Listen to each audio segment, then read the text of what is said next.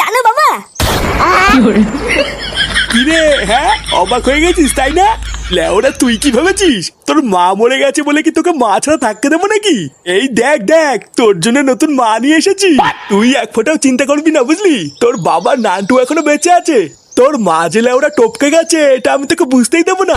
হ্যাঁ গো, এটাই কি তাহলে আমার ছেলে? আরে হ্যাঁ গো গিন্নি, এখন থেকে এটাই তোমার ছেলে ফুটো। এই দেখ দেখ, তোর জন্য নতুন মা নিয়ে এসেছি। তাহলে আমি কে? এ কি গিন্নি, তুমি বেঁচে আছো? বেঁচে আছি মানে? ও, যেই শুনেছিস আমি মরে গেছি আর অমনি একটা নতুন নাম খুঁজে এনেছিস তাই না? চালা ঢ্যামনা, তাহলে এই ছিল তোর মনে? না মানে গিন্নি, আমি তো ভেবেছিলাম তুমি। চালা চরিত্রহীন ভাতার, আজ তুই শেষ। এই রে